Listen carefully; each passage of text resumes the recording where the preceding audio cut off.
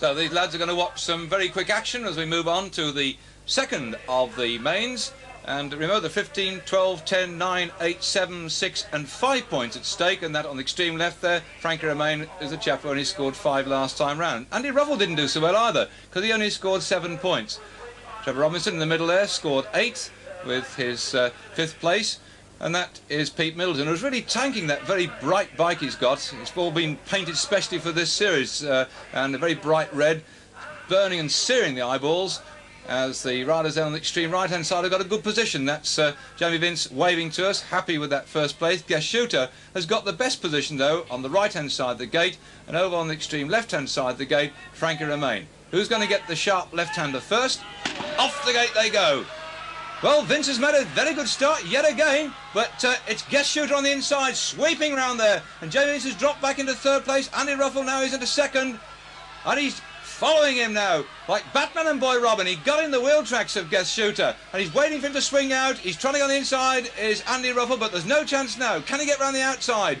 Bump, bump, bump, over the triple whoops. That hasn't disturbed the rhythm. At the back, they're dabbing feet, though, as Vince, the winner of the first motor, is back in 3rd. There's no problem this time across the line. Oh, I think that Vince, in fact, just got 3rd from Sewell. They lunged across the line, and the first 2 home. Good result for Guest Shooter, and Andy Sewell in 3rd place, I think, but there's a bit of trouble at the moment. There's objections going on. Well, well, well, we're going to have to wait for the result. The judges now are conferring because they're disputing where they were put. And there's Jamie Vinci saying no, that he was not in 4th, he was 3rd.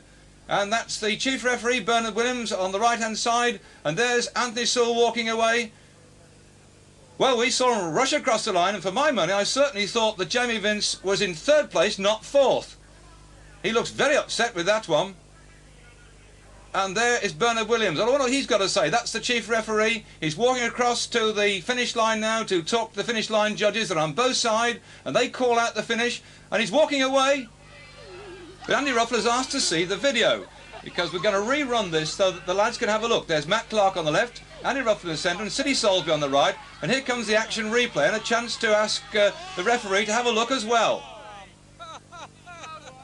I don't like the idea of using video. There's men there doing what they think is... It's a difficult job. Judging finishing is a difficult job. The minute you start overturning their decision, they may as well walk off. Put a camera there. We can't find a satisfactory camera because the focal length changes over that much of a distance. You get ovalising of the wheels and it misrepresents the finishing order. Now, if the gap is enormous, then you've got some logic on your side. I've got to risk upsetting the system, which I have now decided I will do. I will look at the video, and if the result is extremely conclusive, then I'll overturn the finish line decision judging. And this is the picture that Bernard Williams is looking at. Andy Ruffle clearly across the line in 2nd place, and behind him, half hidden, is Jamie Vince. Alongside him on the left-hand side of the picture there, number 14, Anthony Sewell. Did he make 3rd or 4th?